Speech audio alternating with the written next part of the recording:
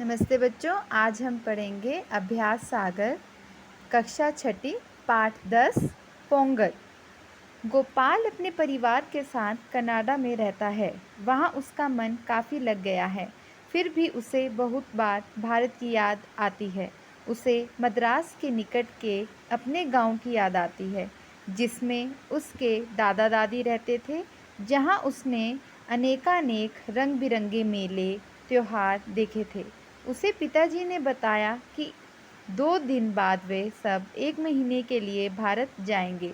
गोपाल खुशी से नाच उठा। वाह, वहाँ हम पोंगल का त्योहार मनाएंगे, मेला घूमने जाएंगे, सचमुच बड़ा मज़ा आएगा। अब हम इस पाठ का अभ्यास करेंगे।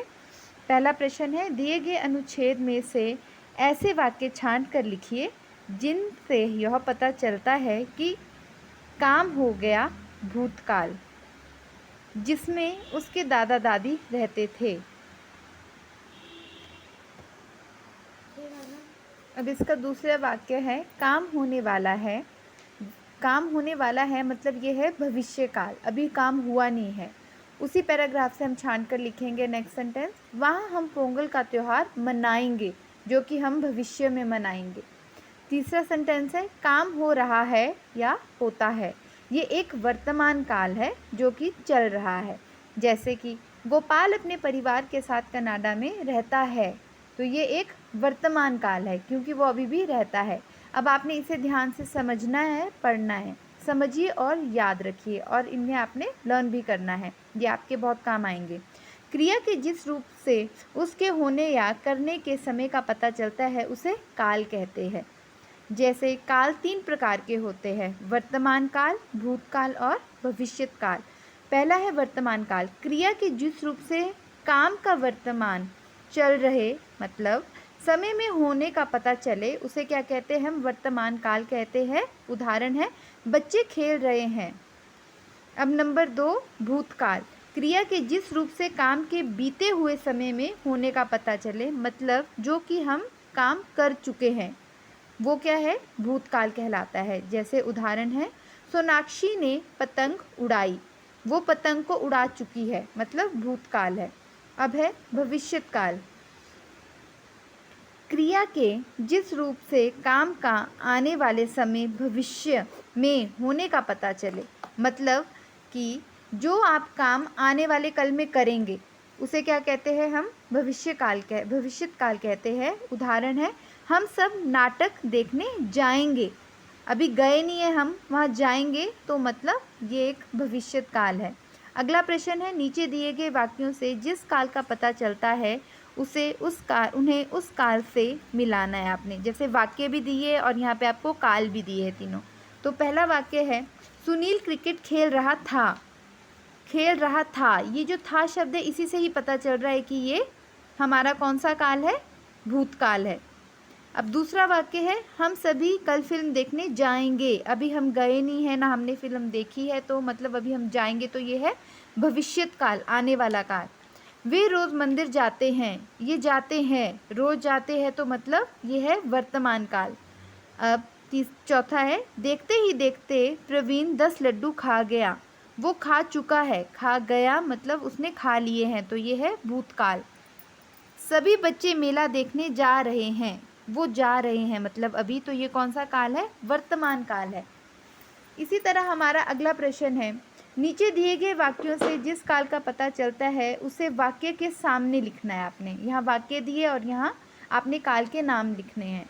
जैसे पहला सेंटेंस है, नानी ने बच्चों को कहानी सुनाई थी, वो सुना चुकी है, तो वो है भूतकाल। सारा पानी फर्श पर फैला है, वर्तमान काल। मिठाई के डिब्बे खरीदे जाएंगे, भविष्यत काल।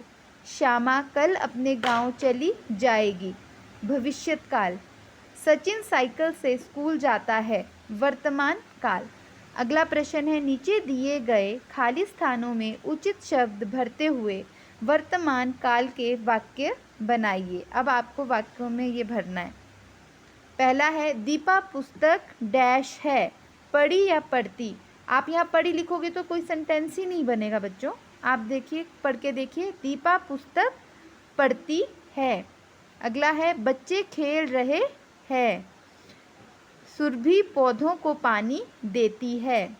मुझे माधुरी दीक्षित का अभिनय अच्छा लगता है।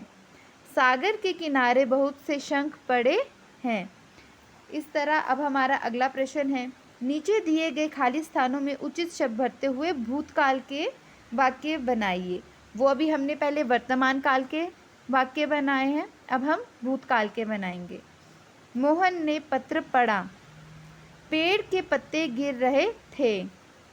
अगर हम यहाँ पेड़ के पत्ते गिर रहे हैं लिख लेंगे, जो कि ऑप्शन में दिया है, तो वो कौन सा काल हो जाएगा? वर्तमान काल। लेकिन हमें यहाँ पे प्रश्न में है भूतकाल, तो वो गिर रहे थे। सुनीता घर चली गई। दीपावली पर ढेर सारी मिठाइयाँ बनाई। कल शुक्रवार था। इसी तरह अब हमारा अगला प्रश्न है, नीचे दिए गए खाली स्थानों में उचित शब्द भरते हुए अब हमें भविष्यत काल के वाक्य बनाने हैं। सभी बच्चे कल शाम को मेला देखने जाएंगे। अभी गए नहीं, वो जाएंगे, तो मतलब हमने भविष्यत काल बनाने हैं शब्द। चाचा चाची बच्चों को उपहार देंगे। पायल तो रात 10 बजे सोएगी। सुमन की बहन कल आएगी। खेल दिवस पर पुस्तक दिए जाएंगे। अगला प्रश्न है, नीचे दिए प्रत्येक वाक्य के सामने कोष्ठक में काल का नाम लिख दिया गया है। वाक्य को उस काल में बदलकर लिखिए। आपको यहाँ पे कोष्ठक बनाए हुए, इनमें आपको सब में काल के नाम दिए। अब आपको उसी हिसाब से यहाँ पे वाक्य बनाने हैं। जैसे पहला वाक्य है, काली गाय खेत चर गई। अब आपका वर्तमान काल बोला है, तो आपने वर्तमान काल में इसका वाक्य बनाना है। जैसे काली गाय खेत चर रही है। उसी प्रकार वह फल खरीदने के लिए बाजार गया। भविष्यत काल में बनाना है, तो वह फल खरीदने के लिए बाजार जाएगा। हरीश पत्र लिखेगा। वर्तमान काल में हरीश पत्र लिख रहा है। बच्चे पार्क में खेल रहे हैं। भूतकाल में बच्चे पार्क में खेल रहे थे। गोपी ने लड्डू खाए। वर्तमान काल में गोपी लड्डू खा रहा या रही है, क्योंकि गोपी लड़कों का नाम भी होता है और लड़कियों का नाम भी होता है। अब अगला प्रश्न है, नीचे दिए गए शब्दों के बहुवचन रूप लिखिए। पहला है मेला, मेले। वस्तु, वस्तुएं। खुशी, खुशियाँ। घर में, घरों में। त्योहार का, त्योहारों का। शहर की, शहरों की। नीचे दिए गए शब्दों में र के विभिन्न रूपों, जैसे कि एक र हम ऊपर लगाते हैं मात्रा में, एक पैरों में लगाते हैं और एक यूँ। जैसे आप कोई भी ट ऐसा वर्ड रखते हो या ड, तो उसके पैरों में भी लगता है, उसका उचित प्रयोग करना है। जैसे परिवर्तन किस तरह लिखते हैं? परिवर्तन में कहाँ लगता है? त के ऊपर लगता है। सम्राट में म के पैरों में लगता है। ड्रम में भी ड के नीचे लगता है। धर्म म के ऊपर लगेगा। ट्रक, प्रकार। उसी प्रकार री की मात्रा बतानी है। अब आपको वाले कोई 3 शब्द लिखने हैं जहाँ हम री का यूज़ करते हैं, प्रयोग करते हैं। जैसे प्रकृति, यहाँ पे क के पैरों में लगा है। गृह, ग के पैरों में लगा है। और नृत्य, न के पैरों में लगा है। नीचे दिए गए शब्दों का वाक्य में प्रयोग कीजिए। पुरस्कार, आपने इनके वाक्य में प्रयोग करने हैं। मुझे विद्यालय में प्रथम पुरस्कार मिला। जलसा, मेरे गांव में जलसा था। प्रण, मैंने सच बोलने का प्रण लिया। इसी प्रकार आओ बच्चों, अब हम अगला प्रश्न करें। आप अपने प्रिय त्योहार को देखने और मनाने के लिए दादा दादी के पास गांव जाना चाहते हैं। गांव जाने के लिए आपको 3 दिनों का अवकाश चाहिए। 3 दिनों का अवकाश लेने के लिए अपने विद्यालय की प्रधानाचार्य को एक प्रार्थना पत्र लिखिए। जैसे सेवा में प्रधानाचार्य महोदय, डीएवी पब्लिक स्कूल पालमपुर। विषय 3 दिन के अवकाश हेतु प्रार्थना पत्र। महोदय, महोदया, सविनय निवेदन यह है कि मैं अनर्घा आपके विद्यालय की कक्षा 6 की छात्रा हूँ। मैं जन्माष्टमी का त्यौहार अपने दादा दादी के साथ अपने गांव में मनाना चाहती हूँ, इसलिए आप मुझे अगले 3 दिनों का अवकाश प्रदान करने की कृपा करें। आपकी महान या महती कृपा होगी। धन्यवाद या मेहरबानी। आपकी आज्ञाकारिणी शिष्य, नाम, कक्षा और अनुक्रमा।